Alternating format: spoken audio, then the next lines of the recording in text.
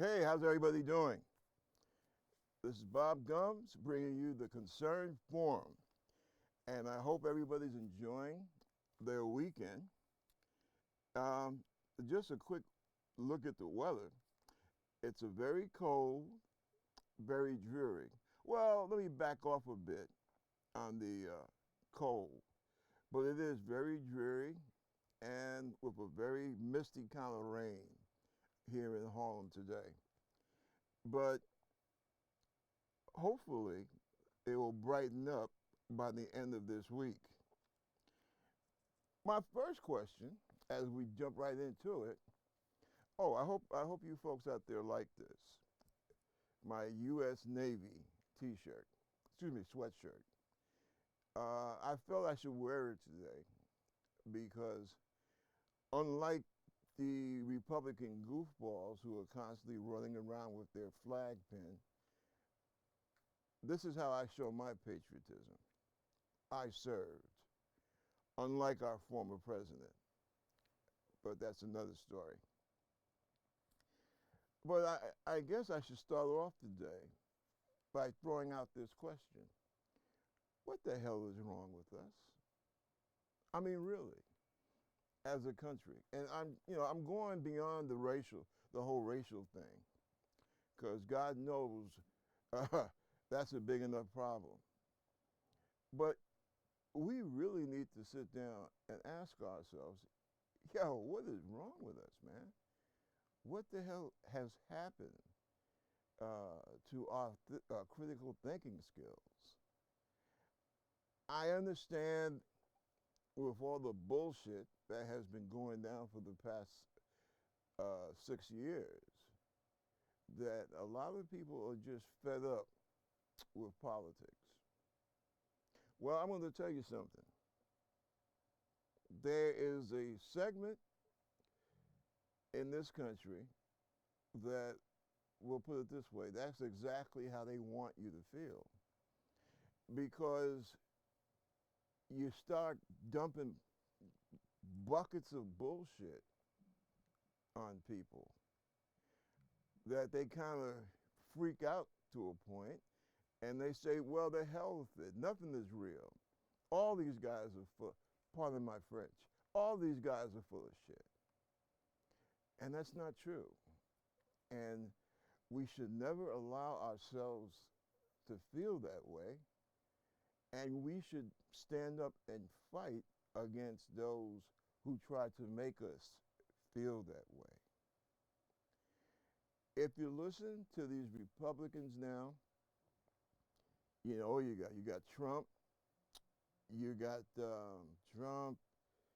you got what's her name, Nikki Haley from South Carolina, um, the Confederate state. Nobody's told them that the war is over, the Civil War. And was it Pompeo, who I feel, as a former military officer, I feel that he betrayed his country by supporting a guy like Donald Trump. And then, of course, you got Trump himself, right? And that one and only, what did Trump call him? A meatball, DeSantis out of Florida, right? Uh, Florida is a prime example, in my opinion. It's a prime example of what happens in our two-party system, where one party basically drops the ball. And that's what happened with the Democratic Party in Florida. And these people, these DeSantis people, these Trump people, see, that's what they do. They look for an opening, any opening. They're like a venereal disease. They see an opening and they'll try to charge right through that opening to infect. And that's what's happened. You got Democrats going back and forth and this is one of the things that bothers me about our side, because I'm a registered Democrat, proud of it. But we make mistakes on the Democratic side of the House, and you got a situation where some Dems say, "Oh, well, gee, I hope that we run against Trump," and then you got other Dems that say, I want to run against DeSantis, right? And see, you got still others that want to run against Nikki Haley and Pompeo. And see, I don't want to see our side miss the point. The point is that we are not running against a single individual. It's not about running against Trump. It's not about running against DeSantis. It's not about running against Nikki Haley or Pompeo. We are running against this new fascist Republican Party. And this is what we have to make clear to the nation, to the world for that matter, right? And I know it's hard for some people because we're so used to this whole, well, Republicans versus Democrats. I know there are parts of the media, some folks in the media, that's how they want to insist upon seeing it like that. But that's not the case, right? Like they found out in Italy with Mussolini, like they found out in Germany with Hitler, okay? These people, they became the symbol. They became the whole reason for being. So it wasn't about, Christian socialist or labor or what have you. The man became, or the person became the party, and the party became the person.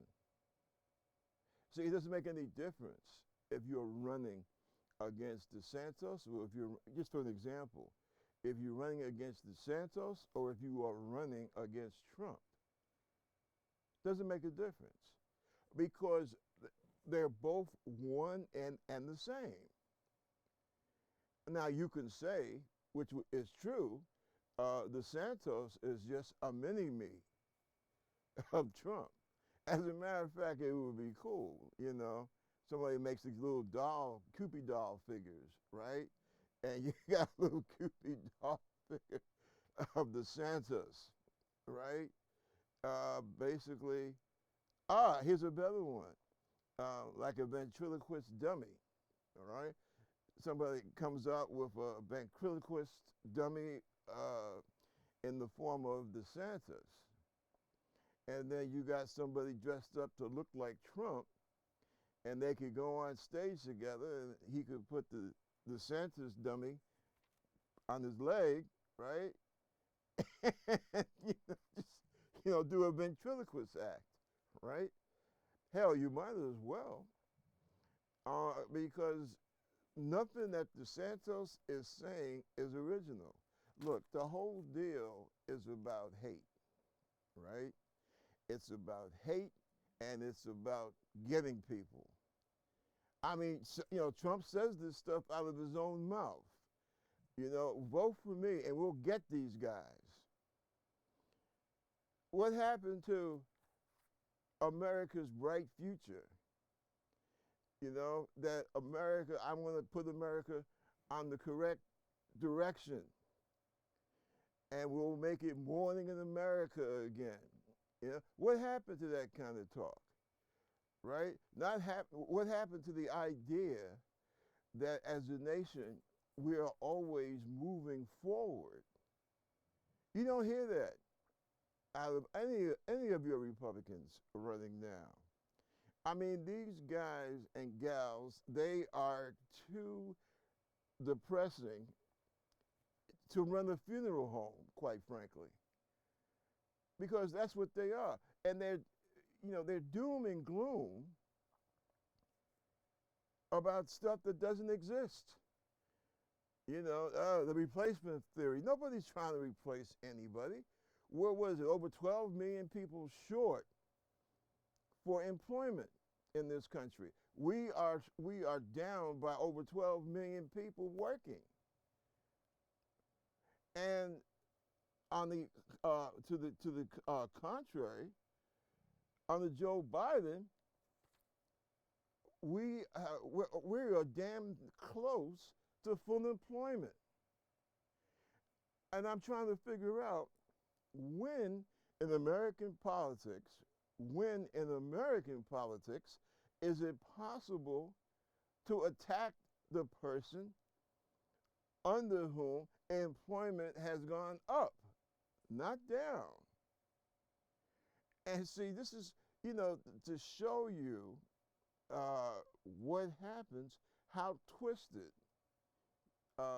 things have been allowed to get. See? Why, people need to be out on the street cheering for Joe Biden, quite frankly. I mean, to hell with the age thing. I'm not talking about that, right? Because you got a lot of stupid, middle-aged, a lot of stupid people in their 40s and early 50s, okay, who are dumb. What's his name? Josh Hawley out in Missouri. That's a prime example. And not only is he dumb, but he's also a coward. And no, don't wave your damn, what is it, Yale, Harvard, Ivy League credentials in my face.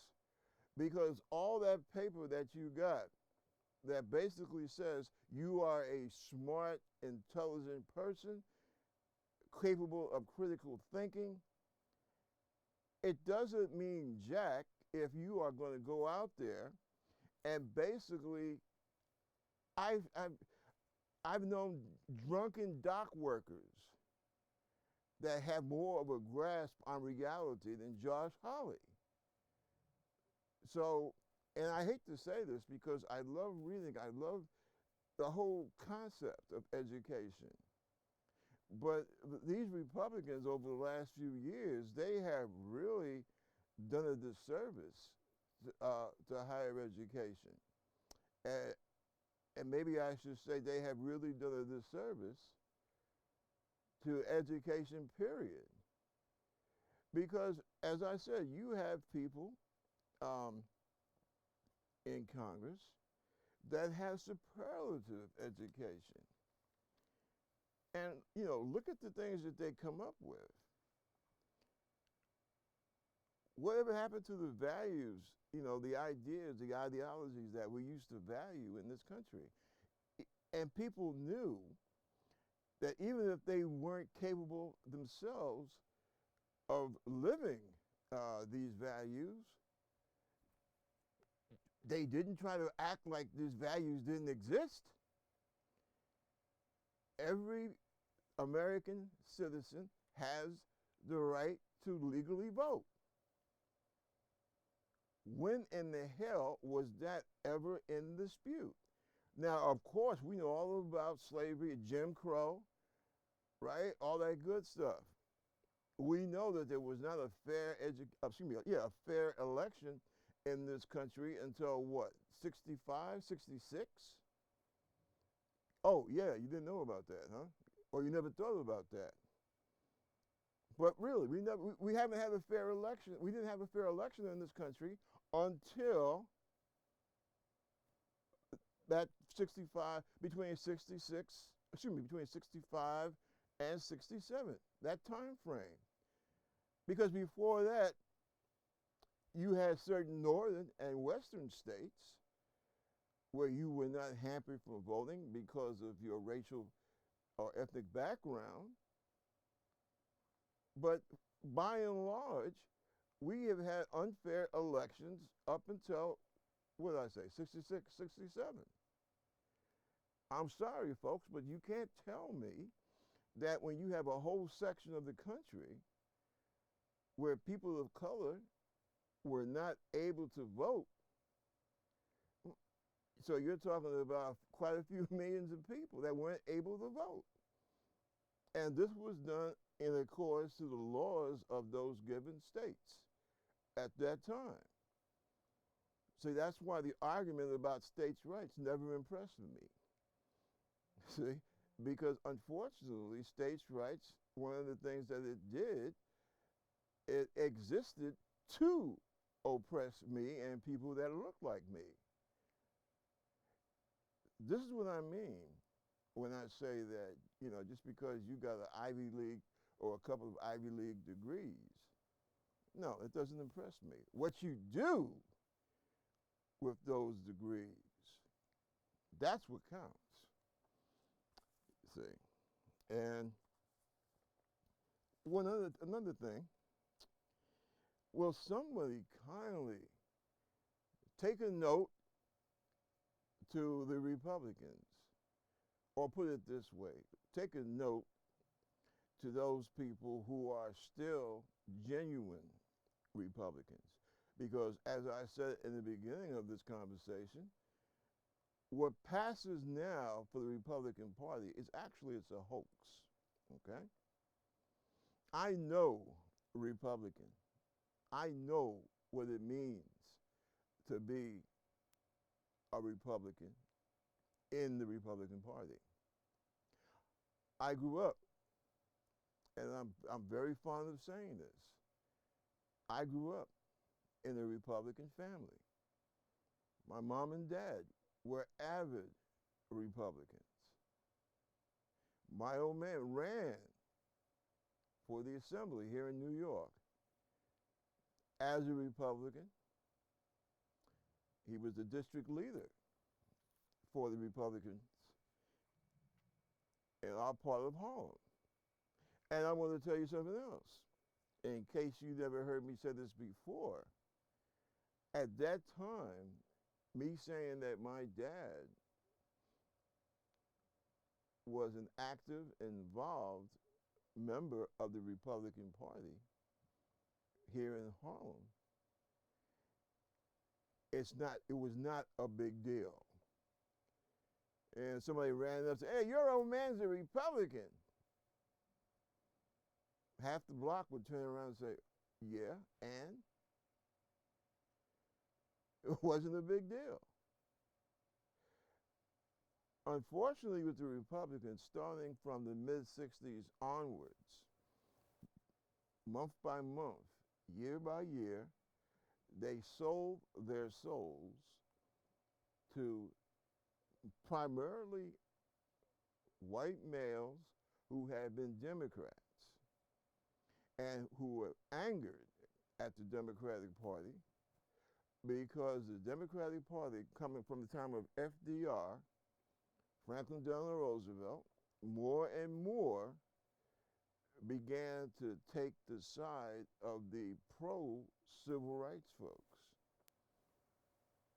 The last great thing that they did, and I have to say this to my progressive partners, to my African American partners, to white progressives, to everyone.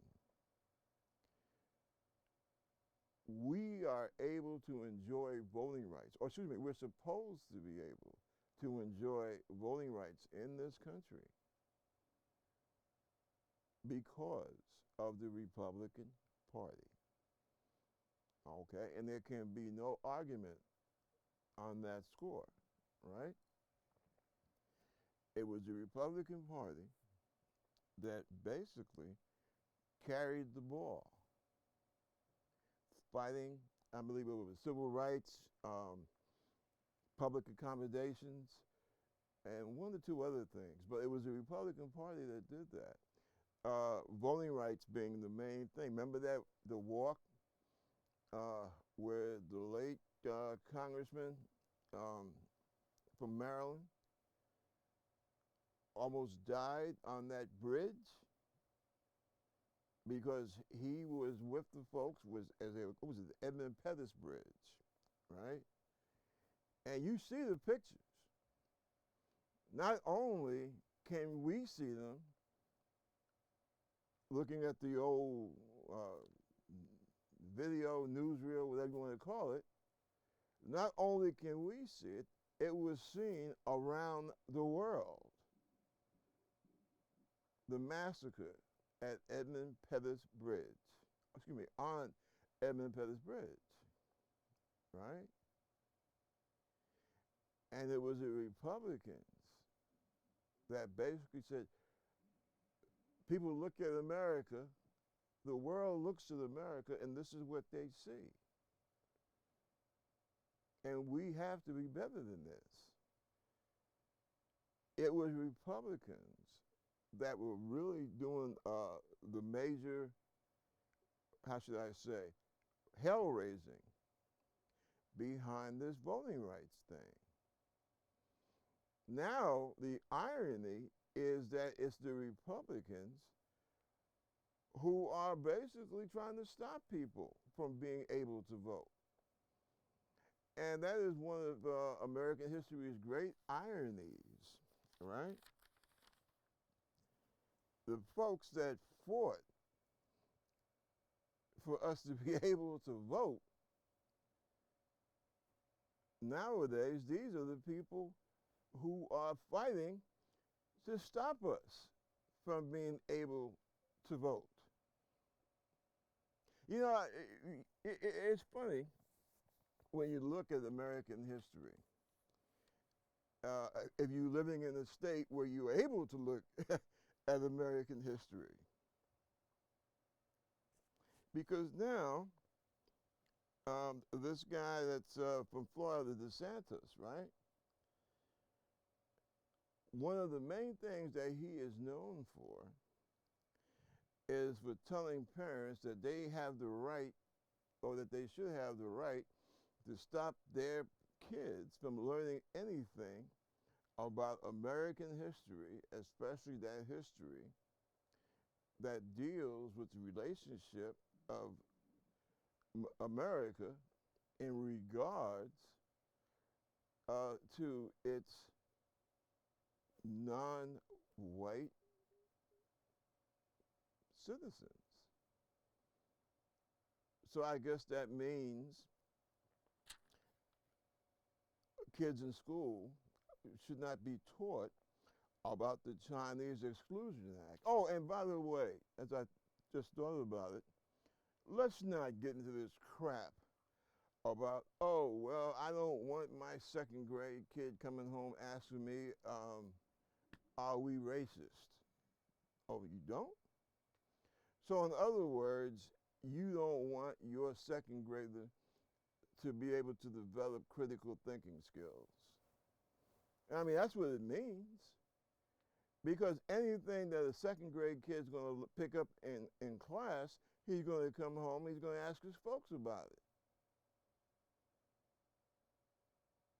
So this whole thing about, oh, well, I don't want my first or second grader to, know or learn about such and such, right? Well, we know that's a lie. That's a sham. Because then you turn right around and here goes DeSantis now messing with the colleges. Now, you're talking about grown folks, right? You're talking about folks who are old enough to put on the uniform and fight, and hopefully not, but take a chance on dying in the Middle East somewhere. And you're saying that you don't want this person, this young man or this young woman who is fit enough to risk his life or risk her life for that flag, but you don't want them to learn about the things that happen underneath this flag. That's insanity, right?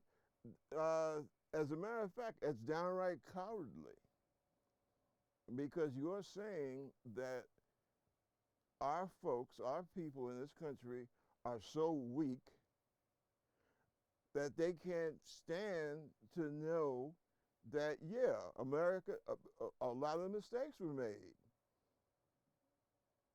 in this place called America. a lot of the mistakes were made in this experiment called American democracy. But we are so weak-willed, we are such ninnies. Oh, well, no, no, no, no, keep that away from them. We don't want them to know about this. You know, ever seen that movie Glory with Denzel? You know, you hear all the ladies out there, oh, Denzel. I'm sorry, I had to throw that in there. But he, you know, I mean, I got to give it to the brother, man. He's up there. He's one of the best. And I'll admit to something else too.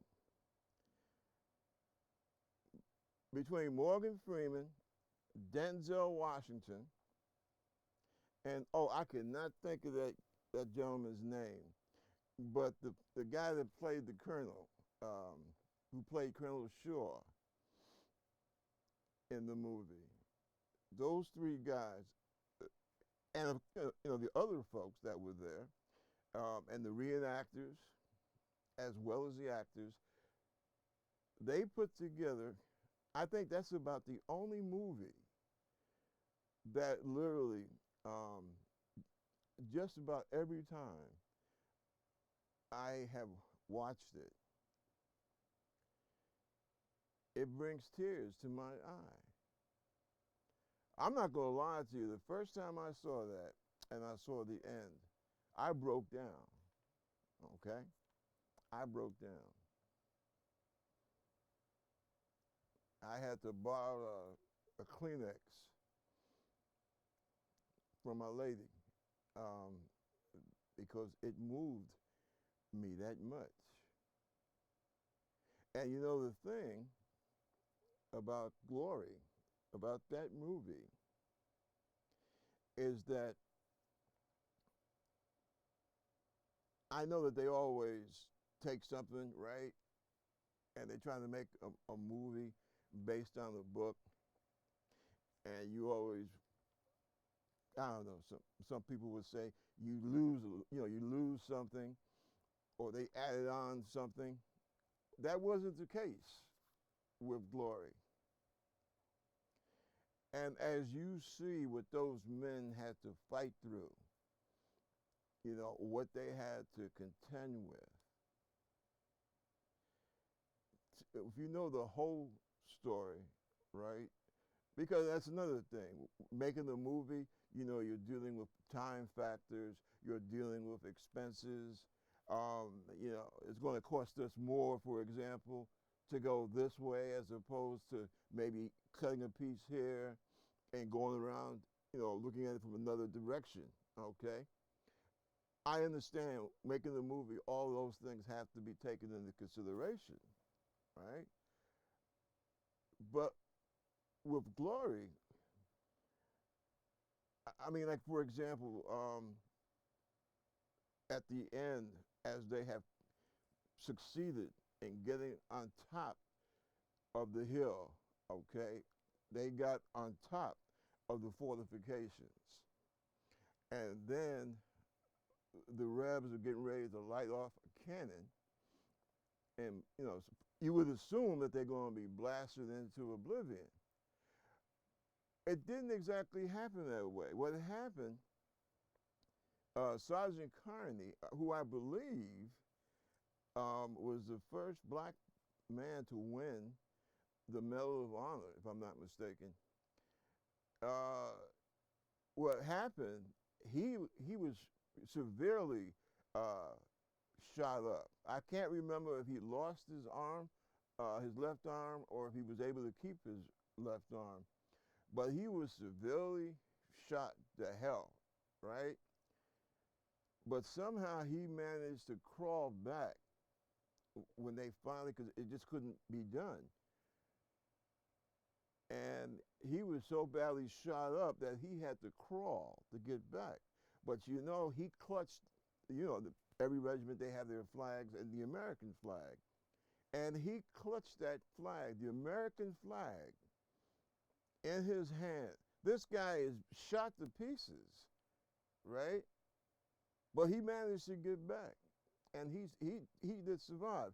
That would have been the guy whose role Morgan Freeman played, right? The Sergeant Major of the regiment.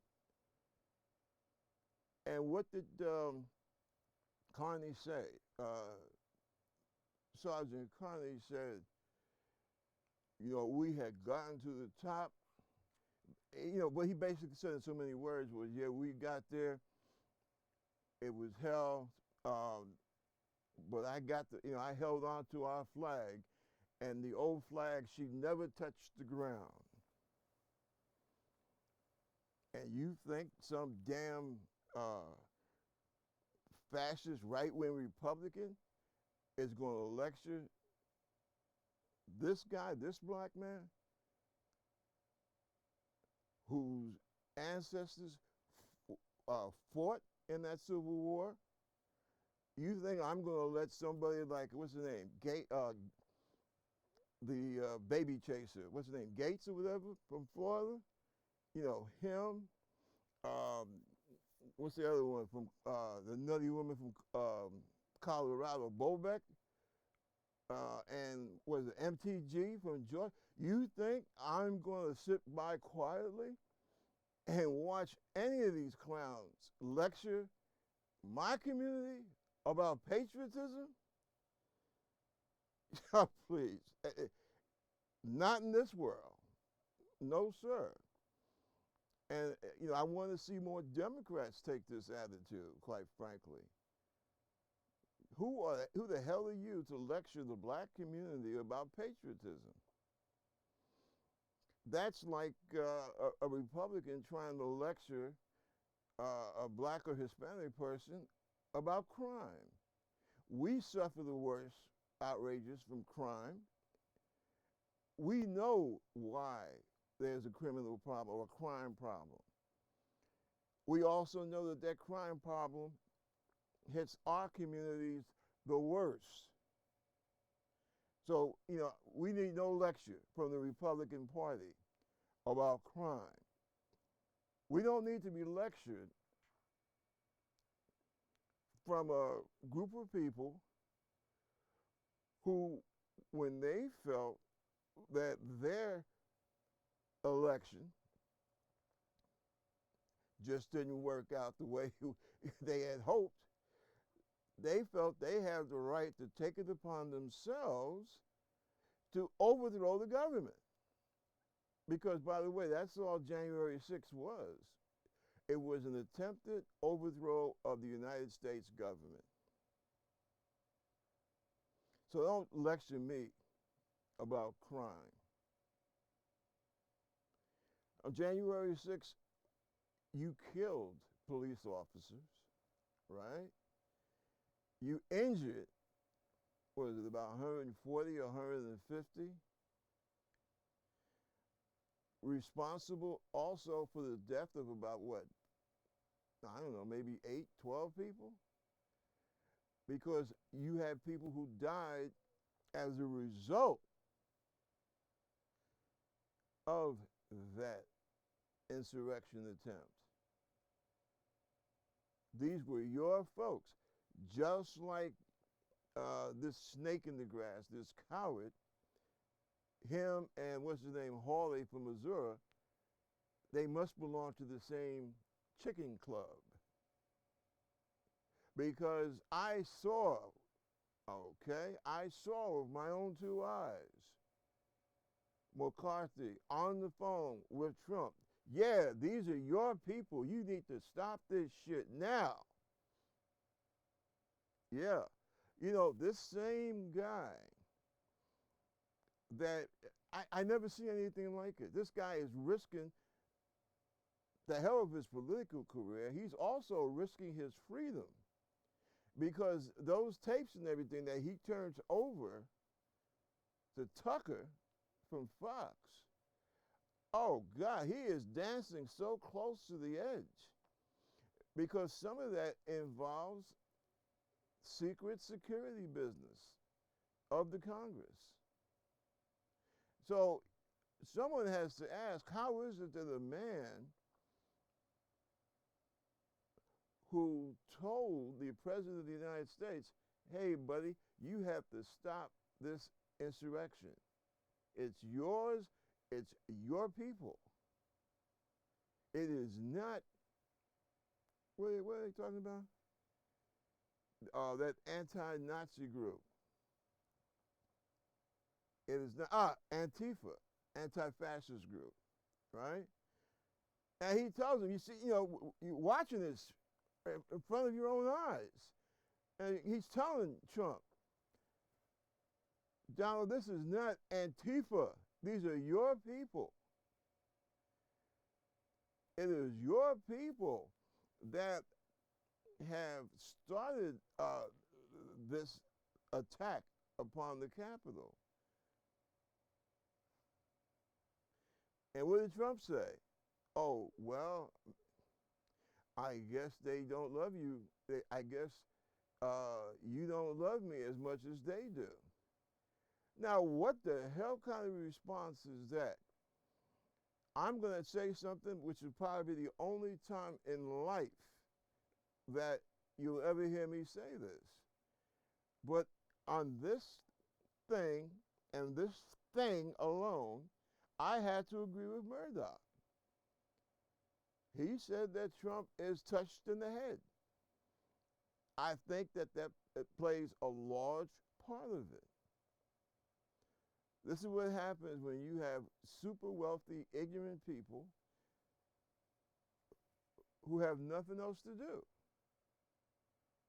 And this is the type of stuff that they get into. Well, I'm old now and the hell with it. This is how I feel about shit and I'm just going to go for it. And that's exactly what's happened. And as far as McCarthy is concerned, I would say that he needs to be ashamed of himself, but to me, it seems like there is no such word in the Republican dictionary as shame. The word means nothing to them. So we need to give up hope that the Republican Party will develop some type of shame and say, hey, the hell with this. We need to sit down and chill out for a while. But how, chill out for what? Why do they, will it do any good for them to sit down and, take a time out for a couple of years and get themselves together? Well, you might do that. I would definitely do that after seeing everything that's gone down for these last 6 years. But you know and I know that's not Trump's way. So that's why I say there's absolutely, people do what they want to do. But the idea of voting Republican, I think you need to check something about you. Really needs to be, you really need to sit down and think about it. Hey, why am I doing this? Why am I supporting a party that says that we don't need the Constitution, that we got to tear it up? Okay, well, maybe you're not crazy, but it's telling me that you don't believe in the United States of America and what it's supposed to stand for. If that's the way you feel, that's fine. Hey, cool. But what the hell are you in politics for? See, that's another thing about these Republicans. The country is so terrible. Why are you running for public office? Why would you do that? You are running for public office with the sole intent and purpose to harm me, to hurt me. How do I know this? Well, you've been saying how terrible A, B, and C are. You said it, I didn't, you said it. So I'm asking the American people, why the hell are you going to vote for somebody? They don't believe in freedom and justice and equality for all of us. They don't believe in Social Security. They don't believe in some kind of social safety net. You hate the military. because you're saying the military is too woke. Hey, by the way, I'm really asking, okay? I am truly asking, what the hell does woke mean? You constantly have, there is a black former Army officer. He runs a military academy somewhere down south. You know, they go in for that stuff down there, you know, military school. You know, 4-year-old, he crapped in his diaper. Send him to military school, you know. Which, looking at down south, I guess on their standards, I guess that's not the worst thing that they could do for a kid. But dig this, the guy, I think he's like a retired colonel, somewhere along there. Or it might be a retired general. I'm not quite sure. Former military officer, former Army officer, right? There are members of the board, I guess it's the board of trustees in that military, for that military school. They're trying to get him out of that position because they're saying he is woke. You know, he wants that military school to embrace wokeness. I keep hearing this crap. What's his name? Chicken Josh. Remember Roots, the movie? And you had Chicken George? Well, now we have Chicken Josh. Chicken Josh of Missouri. Okay. Everything that comes out of his mouth. Yeah, you have these woke people. They have infected American industry. They have infected American business because they have embraced the theory of wokeness, right? They have taken over, or in the process of taking over corporate America with their woke philosophies. Damn it, all I'm saying, will you kindly tell us what the hell do you mean by wokeness? And I believe this is something that progressives, Democrats, independents, sane people, even sane Republicans, right? They need to get their heads together and get one prominent person, somebody that's, well known on the media, what have you, and just have that person confront Trump, or what's his name, Nikki Haley, or DeSantis, and just ask him, what the hell do you mean by woke? The Republicans, they have been good at this, right? Twisting the English language to suit themselves. Okay, fine. You want to take a word, you want to take a word, a harmless word, woke, and what is woke? Well, woke, as anyone with a little common sense knows, woke is just another way of saying awake. I think the last show that we did, I was talking about, I was thinking about my mom, God rest her soul, and some of the crazy things she used to say, right? Oh, excuse me.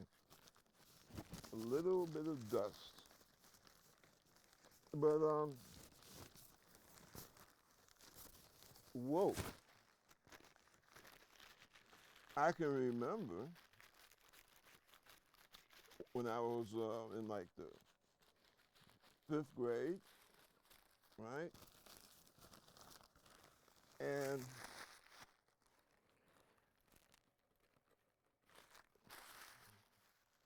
I'm in bed early in the morning. I'm being lazy, as young boys in the fifth and sixth grade have a tendency to do, trying to get those few extra minutes of sleep, right? And here comes my mom yelling, Bobby,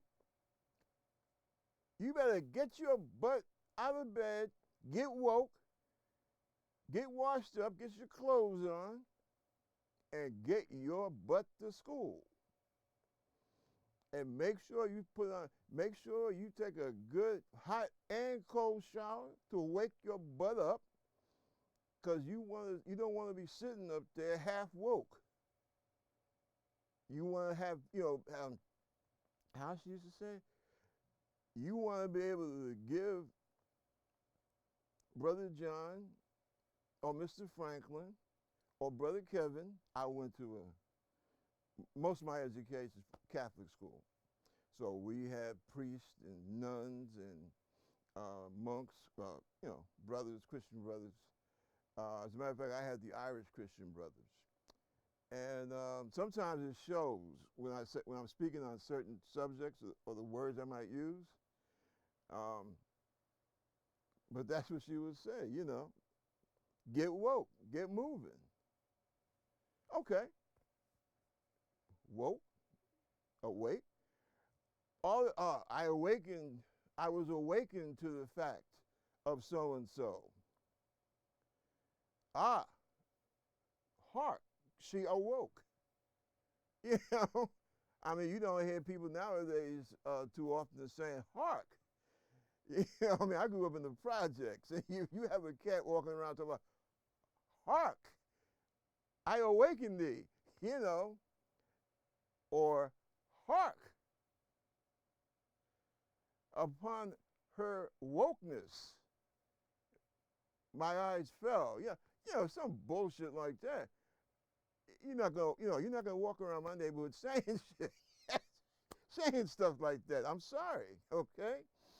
But you get the idea, right? It's just another way of saying awake, all right? Or you acknowledge something. What the hell is the big damn deal about the word woke? But see, this is the kind of crap that the Republicans, and they've been doing this for like the last 20 years or so, pulling this crap on the American people. And see, the average person is busy going to school, working, taking care of the kids, and a lot of the people are doing all of this at just about the same damn time. And if you're not careful, the Republicans will have you into their mindset, and you're not even going to notice it unless people point it out. And that's what I'm trying to do here, okay? Now, the Republicans and Fox, this thing that's going on now, behind the case, the legal case, right, or with this computerized election company, they're suing the hell out of Fox, as you probably know. And usually, cases like this are real hard to win, because you're talking about First Amendment rights here. Remember, I think it was Jefferson who said that given the choice between having having newspapers, which for nowadays we can say media, right?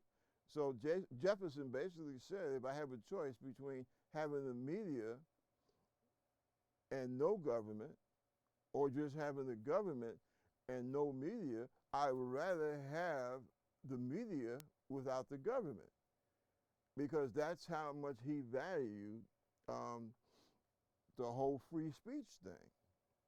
That's why it's very hard. Cases like what was it, Dominion? what Dominion is trying to do to Fox, cases like that are usually pretty damn hard to win, right? Because we get, like I said, we get into this whole free speech thing. And it's hard to sue somebody for them expressing their opinion unless it can be proven that, oh, well, you just want to sue because you don't like the person that said it, or because you're trying to stop people from, you know, knowing what you know. See, and that's why it is so hard. But I think, when did that happen? Back in about 1734 or 35. I hope I get the names right. Peter Zenger was a printer, and somebody using his paper, or it might have been him himself, wrote something very funky about the governor. Okay, and the governor tries to have the guy, locked up and all this other good stuff, right? And what wound up happening, and if I'm not mistaken, that basically set the course for libel suits in the United States, even after we became an independent nation. That, what is that basic premise they said? Truth can be a protection for people who are accused of spreading libelous libelous points, right? It's not, in other words, it's not libel if you're saying the truth, right? Well, that's what's going on now with the Dominion suit against Fox. And what do we find? Well, we find that the gang at Fox, they knew that Trump had lost the election. They knew it all along. But they said, we are going to keep lying to the public because the folks that watch us will continue to watch us because we don't want to get them angry by telling them the truth. And I do believe that Dominion is going to win this one. And this guy Tucker, oh God, what a garbage mouth. But he agrees with me that Donald Trump is garbage. And that the whole, somehow the Democrats scammed the American public because the election was stolen. He admits behind the door, behind closed door, he is saying, yeah, Trump is full of it. He lost the damn election. But I don't want to see our stock go down because we're afraid that that's what's going to happen if we just tell the truth. Now that's what, if you're in the news business, that's what you're supposed to do. And see, they caused harm to the Dominion Company, and they knew they were causing harm to that company because they wanted to keep lying, which they did. And see, this is one of the things I meant when I said at the beginning, what the hell is wrong with us? What has happened to America? See, this is when, talk about, be with Trump, be with DeSantis, make America great again. Well, if somebody's going to ask me right now, March 11th, 2023, is America a great country? I'm sorry. I'm going to have to say no. You cannot be a great country when you cannot tell your countrymen and countrywomen the truth. Think about that. I'll get back to you.